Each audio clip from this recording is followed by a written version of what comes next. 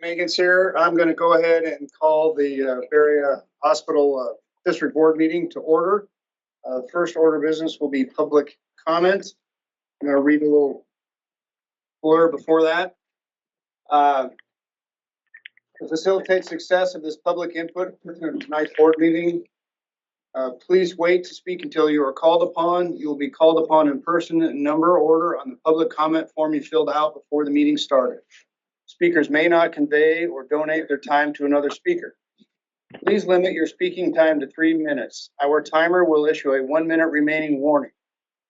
The main purpose of public input session of the Berea Hospital District Board meeting is to allow attendees to direct comments to the Board of Directors. No questions will be answered in the public input session. Please keep in mind that the purpose of public comment is to share your views. It is not a forum for public debate. No inappropriate comments or behavior will be tolerated. Inappropriate behavior is defined as insults, obscenities, or profanity, attacks against any person in their personal capacity, and or physical violence or threat thereof. Any person that disrupts this meeting or otherwise interferes with attendees' rights to participate will be asked to leave. That seems like a lot, for it looks like we have one person for public comment. Sandy Allsworth, the floor is yours. Thank you. Okay, my name is Sandy Allsworth, and I'm a nurse in the Family Birth Center. I'm a nurse in the Family Birth Center, and 2 of my children also work in the hospital, so I kind of have an extra vested interest in the future of the hospital. And I know right now the hospital is in default of their loan, and the bank could call in the loan at any point, but they have chosen to work with us because we're trying to get ourselves out of all of this. And I don't know the best solution for fixing the financial issues, but I am concerned we have a new board members coming on, and if the new board members have a whole different direction, or if they choose to not put their influence to try to not go with quorum, I know there's other people's influence also, but if they start making different directions, if that makes the bank nervous, the bank could call in their loan at any point. So I would like somebody to strongly encourage the new board members to discuss and clear any plans they might have for the hospital with the bank to make sure that the bank is on board with any possible changes. Thank you. Thank you. So that's going to bring me to my report and then the board member comments. My report's going to be pretty simple. I am just simply going to say that it has been my honor to serve with my fellow board members and to work with this executive team through this time period. I have the utmost respect for everyone sitting at this table and have appreciated all of your efforts that you've put through. And again, it's been my honor and privilege to serve in this capacity. I know I said I wouldn't answer directly questions to public comment, but I will indicate we're having a special work session scheduled for tomorrow, which all the new board members have been invited. And the goal is to share with them all of the information that we have and help them start to get their feet on the ground, participate in moving the hospital forward. So that's the end of my comments. I'm going to just start down at the end. And I guess I would like to say a special thanks to both Darren and Arlene for jumping in last minute, understanding that this was a potential outcome, but just caring enough about the organization to participate in whatever capacity you could. So thank you both. And with that, well, I did jump in because I'm a person that's all about community service and hear me? No, I guess I have to turn on. There we go, green light. So I'm a person who's all about community service and have been my whole adult life. And my mother said I was even like that as a child. So that's just who I am. It has been my privilege just for the past month to be on this board, to be appointed to be on this board. I was very honored for that. When I first started running for election, I have attended every meeting that the board has had, every meeting the hospital has had. It's been my privilege to see what a well-oiled machine this is and how wonderful this hospital is. And my heart is really in hopes that we can save this hospital. And I know people sitting in the audience have that too. But I want you to know that in sitting on this board, I found these people to be of highest integrity, to be only serving the people of this community, to be working very hard to solve this big problem. And just because you don't agree with somebody, or because they are looking at something in a different way than you, does not mean there's something nefarious going on. Just because you don't have all the information you'd like to have does not mean that someone's lying to you. And I'd like the community to know that. It's time for this community to come together and to work on solving this problem and to give up the pettiness, because there has been a lot of pettiness. And I guess, I'm feeling like my principal self here talking to you like that. And I don't mean to be in a lecturing mood, but when I was principal, when I was teacher, the thing I always said to my students and to my staff is assume the best. Because there's a problem doesn't mean that somebody is evil or that there's blame. Look on problem solving, not blaming. That's why I came into this, and I've been very proud to serve here, and I hope I get to sit in on some things in the future. And I hope all of you will join me in that problem solving mode and in loving this community and caring about your hospital. Thanks. Darren. I just want to, same thing. It's been a privilege, excuse me, getting over a sinus infection. It's been a privilege being on the board. It was nice to kind of get a peek behind the curtains and see what's actually happening at the hospital from a much more integrated level. I've been in healthcare for 30 years now, run a successful business, dental practice for 30 years. Used to work for a large group practice back in Minneapolis. So I've been involved in medical/dental businesses for my entire career. And being able to see what's happening here in the hospital and see what's going on was very eye-opening. And it's been a pleasure serving. Hopefully I'll do it again in the future, who knows?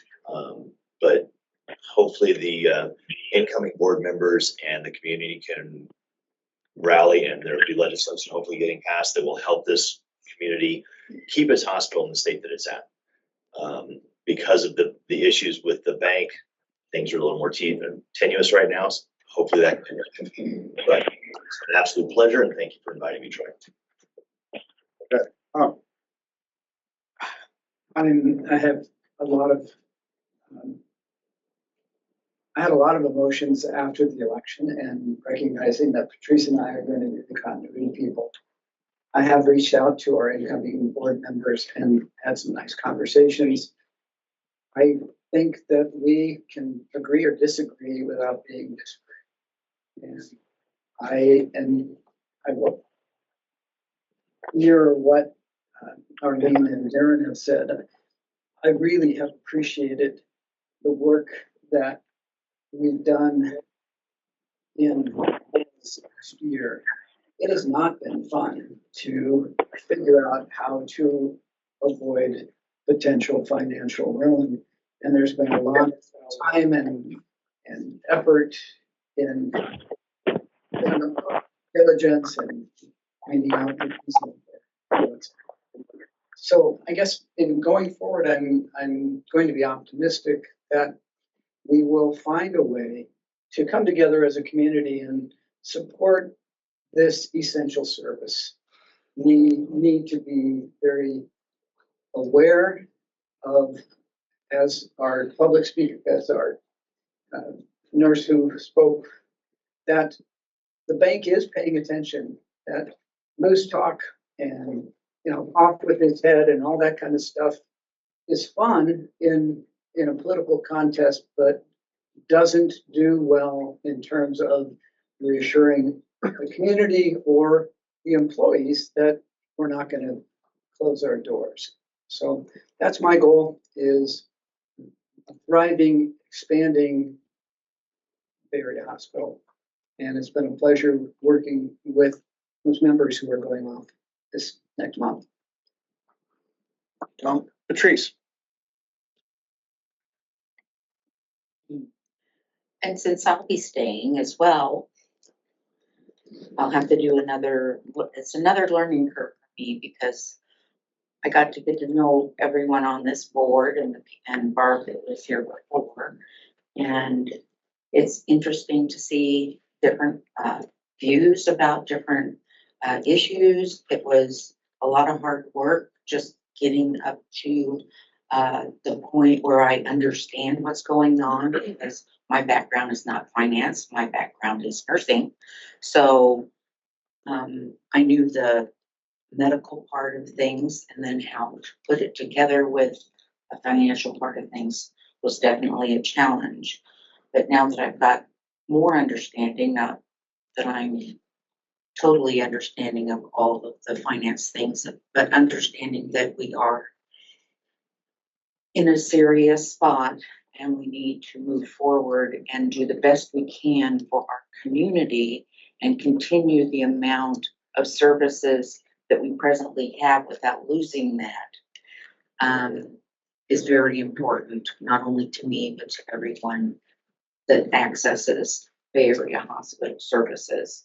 And keeping the employees here because we have a lot of employees that have a lot of care and consideration and compassion for patients, not just the skill. It's great that they have the skill, but also I have heard so many comments about how wonderful it is to come to Bay Area Hospital and have the staff take care of them the way that they are taken care of. So we need to do everything we can to keep Bay Area Hospital open and functioning and viable, and not just for tomorrow, but for long after I'm gone. So I hope to work with the new team and get everybody, pretty much on the same page, at least in understanding what's going on and moving forward and finding the best path for our community. Renee, thank you, Patrice. I've been on this board for 10 months. The room was very, very empty when I started, and I hope that it will continue to stay full. I think it's important that people continue to come to these meetings, that they continue to come to the finance committee meetings, that they read things and not assume that a change in the board means everything is just fine. Because we're in the same financial position now as we will be in a couple of weeks. Actually, we'll probably be in worse, if I were to be honest. I think it's very important for the community to stay involved. I think it's also important to recognize this team over here. They're the ones that are keeping staff and keeping things going well and keeping morale up. And it has been my absolute honor and privilege to work with each of you. I've learned more acronyms in my life that are not related to the financial industry. But it's been definitely a privilege, and I thank you for that experience. Thank you, Renee. No, there's not time but could I have just a couple of minutes on topic here? You may. Thank you. So with this being the last board meeting, we do have just a small token. The district to say thank you for your service. We're here on the West Coast, the Pacific Ocean, and we have leis, which is a common way to say thank you and to represent embarkation on kind of the next chapter. And so that is true. We thank you for your service and wanted to recognize that with just a small tokens. So thank you. Thank you very much.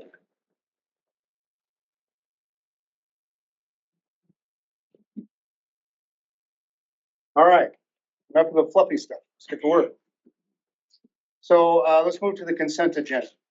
I would entertain a motion. Move to approve the consent agenda as presented. Got a motion and a second. Call the question. Hearing none. All those in favor? Aye. Consent agenda passes. We'll step into the Quality Patient Safety Committee report. Patrice, the floor is yours. Okay, there is a on page 42, if I can get there. Brief overview of the executive summary.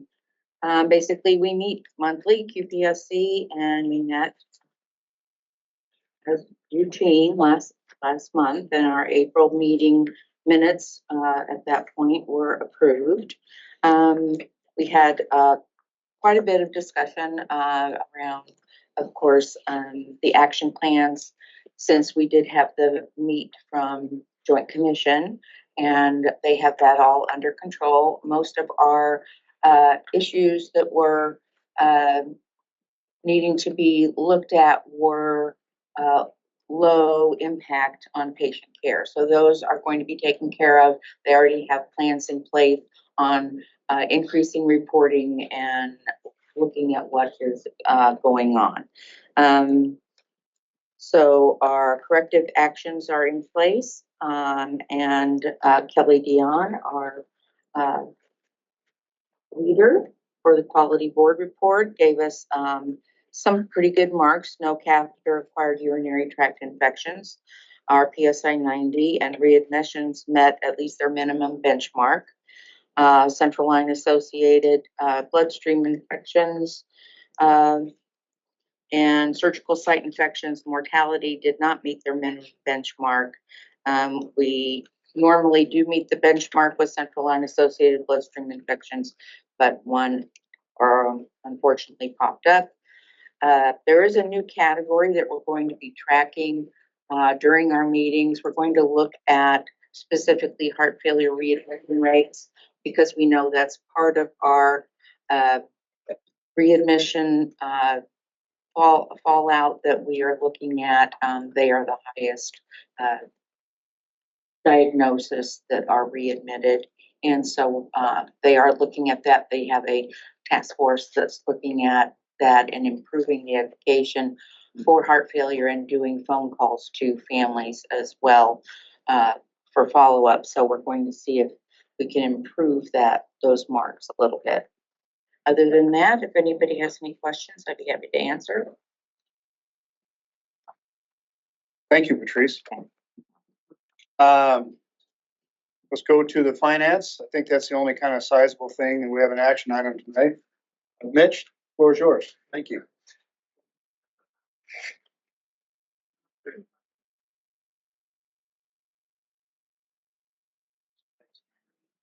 Use the microphone. I can hardly hear you down here. You got a principal and a teacher. Can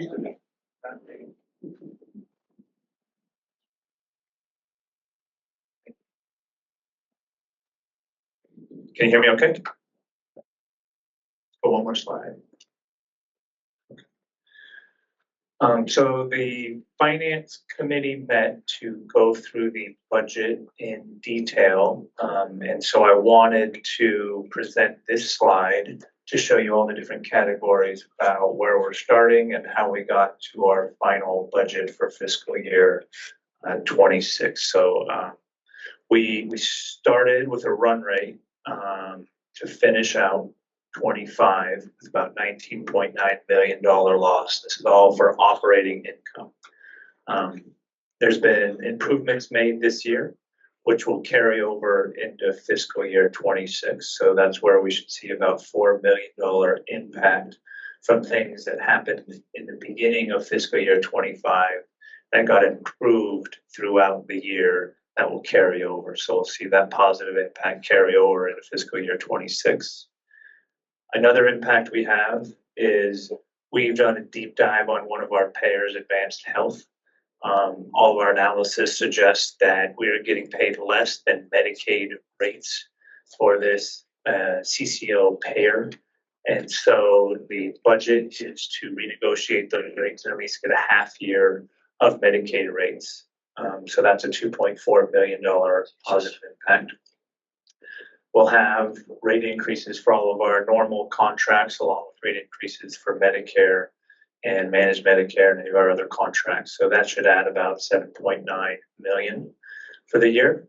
And then we're also attacking certain initiatives within our revenue cycle department to be able to collect things that we should be able to collect for denials, pre-authorization things, charity care things that we should be able to collect for. So that should add about 2.4 million. So a lot of positives should be able to get us to that number. We feel like all that is realistic.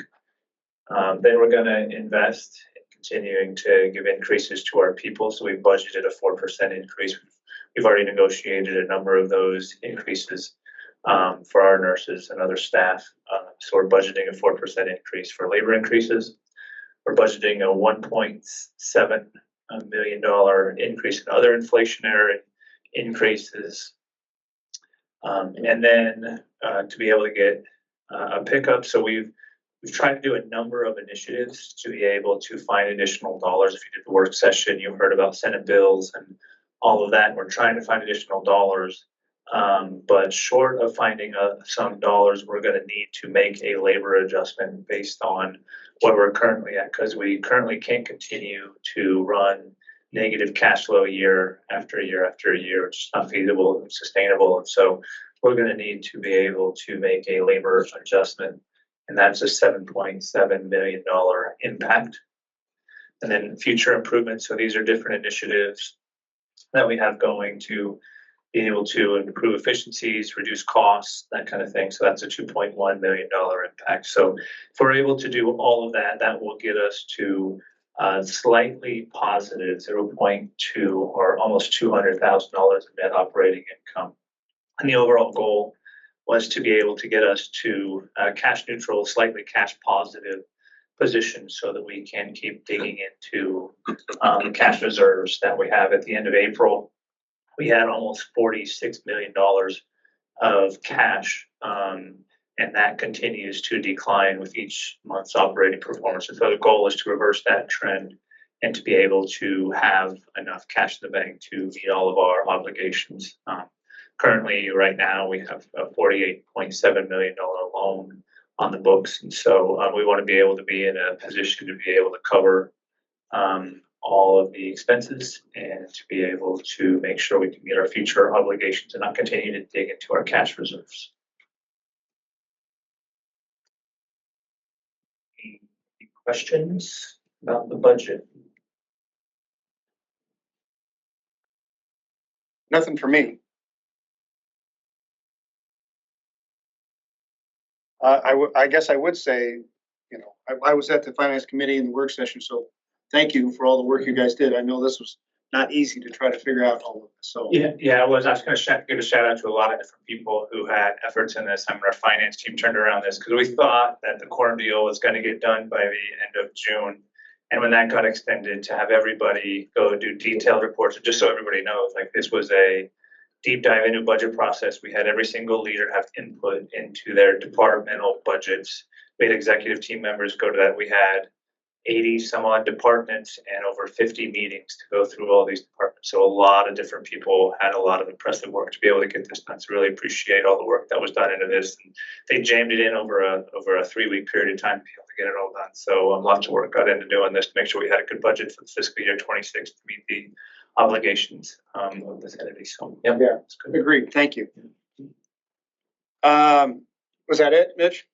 Thanks. I think there's so the finance committee recommended to the board to adopt the budget. So there's 2 resolutions. The finance committee reviewed this. So the recommendations for the finance committee would be to the resolution of adopting the budget and then authorizing approval and payment of operating expenses of the Bay Area Hospital District. So those are the resolutions that are on the table. And again, the finance committee did recommend to the board to approve the budget if they reviewed this in detail. Thank you. I would accept a motion on adopting the resolution. I so move that we adopt the 25-26 budget presented by the finance committee. I have a second. I'll second that. It's been moved and seconded. Call to question. Okay, all those in favor? Aye. Aye. So the resolution adopting the 2025-2026 budget is passed. I would now entertain a motion authorizing the approval and payment of operating expenses of the Bay Area Hospital District. So moved. Need a second? Second. Call the question. Hearing none, all those in favor? Aye. Aye. The resolution for authorizing approval and payment of operating expenses of Bay Area Hospital District has passed. Thank you very much again. And I should add out, this is your last week, right, Mitch? So talk about jumping into the fire, working really hard, and then having to go. So thank you. You're just getting comfortable. I really appreciate your effort coming in here, your fresh eyes, perspective. Yeah. Greatly appreciate it. Yeah, happy to be here. I enjoyed my time a lot, so thank you so much. Thank you. Maybe I might stay around in the shadow role just to make sure there's a smooth transition is what I'm hearing, so. That would be great. That would be great.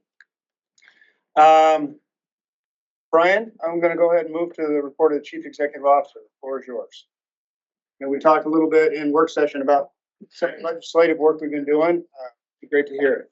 Yeah, absolutely.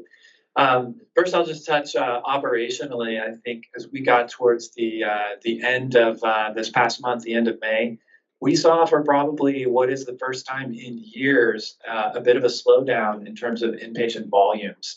That has continued as we have started June. This is a favorite game that we play in hospitals. Anytime it slows down or gets really busy, what's going on? And what I've seen over my career is many times you go right back shortly to what the average is, and it's really tough to explain. This has been longer than I think any of us would like to see in terms of the slowdown. At our executive team tomorrow, we're going to be just really looking at where we are this month as we're getting started from a productivity standpoint. And see if there's some opportunities to further align our staffing levels with the reduced volumes that we've seen on the inpatient side. I will transition now to talking about our legislative advocacy. We did engage a Bay Area Hospital did lobbyists and have been working over the past few months to really share the Bay Area Hospital story with those folks who are charged with making the state budget and the rules and regulations, the state statutes. I'm happy to share that after a long press, we were able to see legislation introduced just yesterday, Senate Bill 1214, that would do something that Washington State put in place years ago. And that is recognize that larger hospitals in a rural environment are getting left out of appropriate financial support. There are financial support mechanisms in place in Oregon and in Washington and at the federal level to recognize there are some unique challenges in rural environments. There are essential services that require 24/7 staffing that simply don't have the volumes to run efficiently. And so you've got to be there for the patients, but you're overstaffed. And we see that play out across multiple specialty services. And just as a brief aside, I can remember a couple of years ago when we sort of had the unfortunate opportunity to test this theory out. We were seeing a delay in time to treatment for cancer patients. We had a backlog, right? More new cancer diagnoses coming in than we could work through our system. Sometimes those are aggressive cancers. And so we realized we needed to have that difficult conversation with patients right up front to say, you've got aggressive cancer. You should not wait for us to be able to get your treatment started. You should allow us to introduce you to our friends down the road in Roseburg or Springfield who can get you started on your recommended treatment. And we had a number of patients who shared, I don't want to go to the city. I don't have the ability. I can't make that drive. My support system is here. Thank you for informing me of the risk benefit, but I will wait here until you can get my treatment started. And I think for me, that was a wake-up call of the imperative for Bay Area Hospital to keep these services available if we can meet that quality and the continued press to improve access. And so it is essential that some of these services be here. Yes, they are available perhaps 4-hour round trip away, and we have a patient population that will say, I'm not going that far. even for various serious conditions. And so House Bill 1214 would look at increasing Medicaid rates to rural referral centers who are sole community hospital designated. Those are both federal designations, who are less than 200 beds, who operate a level 3 trauma program and make a cardiac cath lab available. There are 2 other hospitals in the state, both in the southern part of the state, that meet that criteria. And it would increase Medicaid rates for hospital services to 150% of what the state pays. That could translate into, call it $12 to $15 million in recurring annual revenue to Bay Area Hospital. That would make a meaningful stability contribution to Bay Area Hospital in whatever setting we find ourselves, independent, part of the health system, part of the local health system. I think in all of those scenarios, this is needed funding. I was drafting my update, and literally before the ink was dry, I had a call from our lobbyist, and I have an update. We did learn that at this last minute juncture, as the deal making is concluding at the state, that it is unlikely that Senate Bill 1214 will move forward in its form as a bill. However, the concept is gaining traction, and I'm very excited to share really positive support from folks over on the House side. I think there's still some ongoing discussion and push to look at some one-time support funding, perhaps, to be included in this year's final budget. The encouraging piece, and something that we've always talked about, where legislation like this may take multiple sessions and years before it gets done. Step one is building the relationships, informing our legislators of the condition and the issue so they can see the problem. From there, you get the drive and the impetus to solve the problem. And we are making real inroads on both of those first 2 points. There are conversations on the House side that it is very possible that they will be back in session, in a special session as early as September, for some budget adjustments. And there's discussions about wanting to pick this bill back up at that time and move it into law. So a 2-month delay instead of a 2-year delay would be really encouraging. I'd just like to recognize today officially the chief sponsors, Senator David Brock Smith, Senator Dick Anderson, Representative Lorna Reschke, and regular sponsors, Senator Diane Linthicum, Representative Court Boyce, Representative Virgil Osborne, and Representative Boomer Wright. And as we kind of learn a little bit more, I think there's absolutely opportunity to request those of you in this room and the broader community to get involved, share your appreciation for these sponsors, let them know how much this means to us in our community and healthcare here on the South Coast, and encourage them to pick this up at the next opportunity and move this legislation forward. Any questions before I leave my advocacy agenda item? But a lot of really developing news from literally a couple of hours ago. Next, I'll just talk about strategic affiliation. As we've been in this pause period, we've maintained ongoing conversations with Quorum.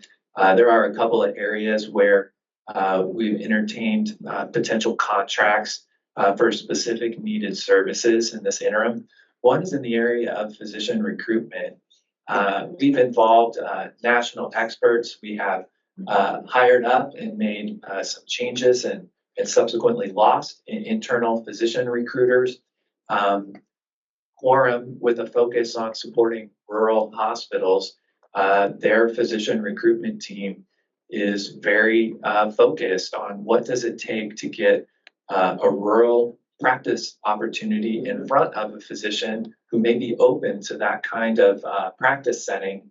And so we have talked with them about a contractual engagement just to help us with the sourcing. Of course, they wouldn't be involved in actually putting the deal together, but they may be a sourcing agent. And again, we have engaged a number of different really kind of national or regionally focused physician recruitment firms that have struggled to find the rural fit for us. So not wanting to stay, pursuing just the same option, that's a conversation that we've had with Quorum. Likewise, around potential opportunities to accelerate revenue cycle improvement. We've had a couple of discussions there to see if there might be an opportunity in a contractual relationship. We mentioned that and explained to the community with a commitment to keep Bay Area Hospital not-for-profit, that there were some regulatory hurdles that needed to be cleared, and we did hear progress on that front from Quorum. And so they've continued to work on those barriers, if you will, from a timing standpoint, and have notched some pretty significant progress. Still no specific date to be shared at this time, but the dialogue and the collaboration are ongoing, as is, I think, the interest. There's been discussion about the bank. We've had a transparent communication with our bank over the last several years through this process, and it really built a level of trust, setting expectations and being able to deliver on that. And so through this time period of pause with Quorum and this period of default, we have maintained that same clarity. Given some of the questions about timing and future and our recent past experience on the cost of putting a forbearance in place as a district hospital, there is significant attorney involvement in even doing a simple modification of temporary nature, which is really what a forbearance is. And so we did explain to the bank that we thought it might make sense for a few more things to come into focus before we, jump in to even put that in place. The bank's immediate response was, Ryan, you're right. I would probably be doing the same thing if I were you, because the legal bill on getting that forbearance in place was significant last time. So we will need to continue those conversations with the bank. A short pause here made sense.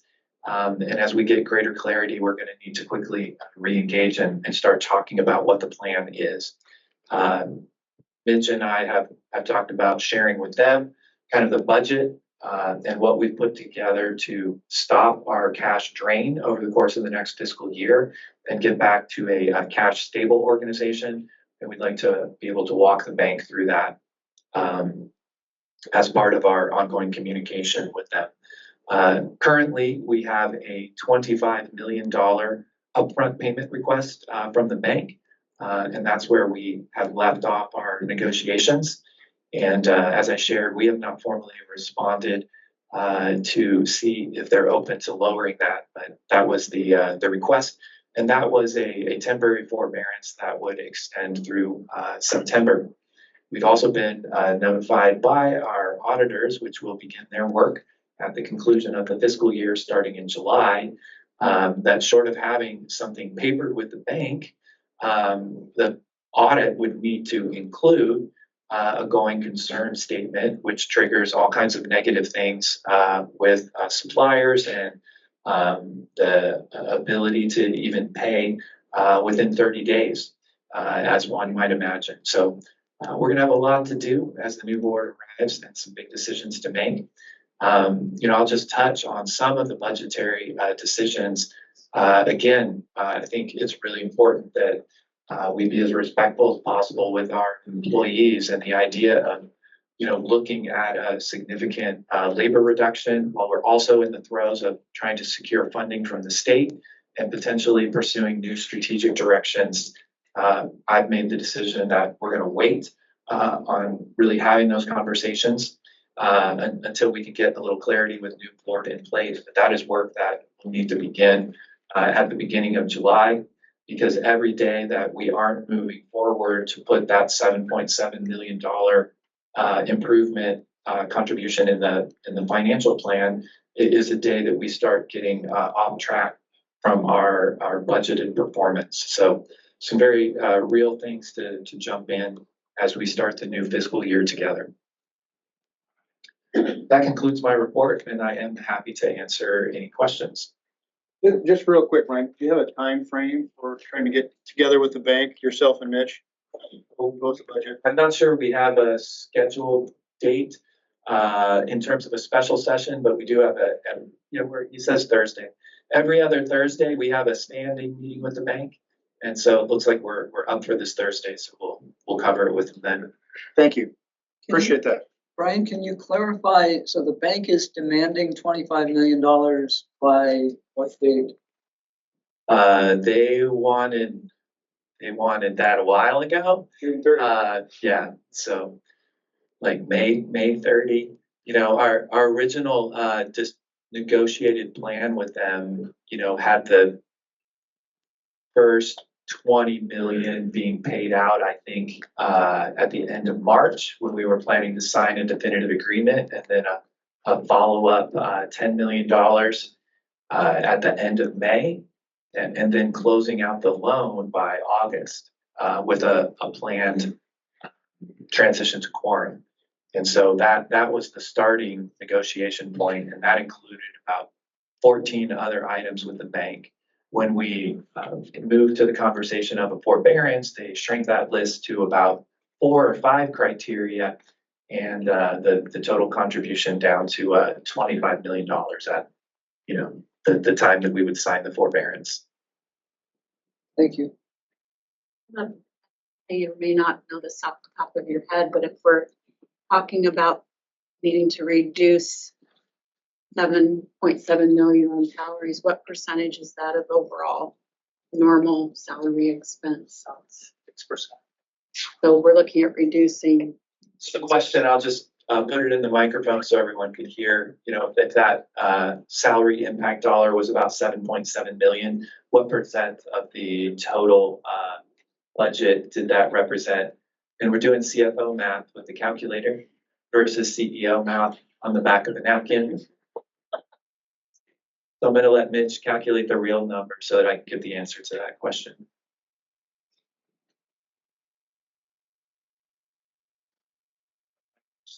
%, so the CFO about 6% was very close. So it's very significant. Significant also in considering that we would expect people to get raises, right? I mean, that was built in there, so it's actually even more so. Other questions? Thank you for those. Thank you, Brian. Thank you. We're going to go into executive session now. I will say this, so the public does have to leave for executive session. You are welcome to come back after executive session, but I will let you know that we have the medical staff report and then the meeting. But that's up to you. Thank you for being here tonight. The Board of Directors for the Bay Area Hospital District will now meet from executive session press 92-662 CNF. Considering matters pertaining to the function of the medical staff at the hospital and consider ORS Chapter 101, considering information or record. I would entertain a motion on the credentialing report. I'll move to accept the credentialing report. Second? I will second with a typo that's fixed on page 63. It says OHSH instead of OHSU. Okay. Noted. So that was the question. And that, all those in favor? Aye. Credentialing report passes with the noted typographical correction. Patrice, I'm so sorry. What page is it again? It would be page, this the last, second to last page, page 63. I think what you're saying is probably the old one, right? It's in the booklet. Are you in the booklet? Yeah, 60. Okay, go to the very last page of the booklet. Mhm. And it's under Rewinkle, not?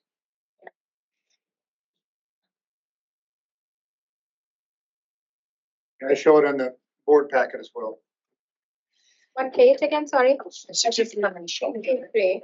I am so sorry. It's okay. Oh, gotcha. Never mind, sorry guys, thank I you. knew as soon as I stood up, it would. Yeah. I was just testing, you know? Yeah, Yeah, just want to see if you get out of your chair. She's still getting. Okay, so we're good? Yeah. We got the motion been accepted. All right, so now, Dr. Adler, the floor is yours. Thank you. Medical So, staff. well, I have to say that the medical staff definitely, you know, talking to my colleagues, have expressed several concerns as to how this board transition is going to happen. And is there like a formal process where, you know, the board is going to transition, and how much support we will continue to have, and the decisions that they're going to make. Is it going to affect the partnership? Is that going to affect the service lines? So a lot I of think those questions. are all actual real concerns. And I know and you, very you probably legitimate. don't have an answer to. I have at least somewhat of an answer. We have scheduled an extended work session tomorrow, and we've invited all the board members. And Brian has arranged for several of our consultants that have been with us from day one to give, you know, presentations and updates about the information, where we got it, where we got to where we're at, and, you know, market reports, transition reports, to give them as much information as they can have prior to them taking office in July. What they do with that, I don't know. Right. Hopefully they come in and listen, because there's a lot of good information. We have two very good board members, and Patrice and Tom, that will be here. I've actually spent about an hour with 3 of the 4, and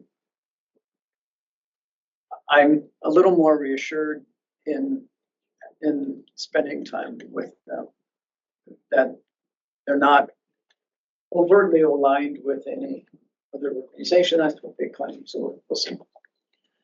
Thank So, you. so the concerns are valid, and they should be, they're real. Those are significant consequences if there's too much upheaval.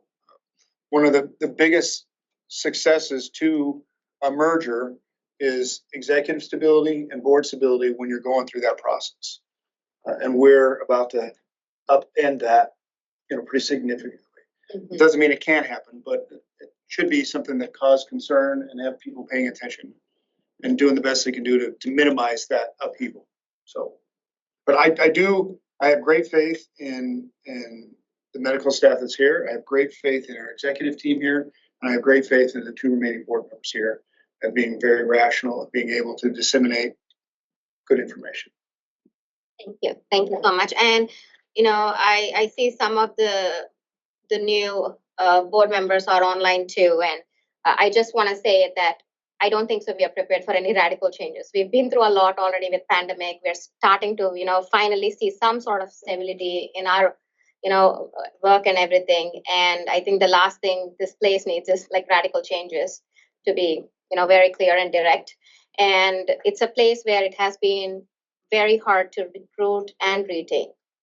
Anything, you know, any of these changes is going to definitely negatively impact the medical staff. Agreed. And that definitely is going to show up in how well or well not we can provide care here. So, Yeah, thank you. and I think in the MEC, there was a lot of discussion about how we can refine the process of the consult service and making sure there's timely communication between the primary teams and the consultant service. So that's something that we'll be working on. Great. Thank you. Thank you. Any questions, board? Nope. All right, thank you. I am going to adjourn the Bay Area Hospital District meeting. Thank you all very much. Thank you. Thank Have a you. great day. So the meeting is all over, right? Is adjourned? Yes, Yes.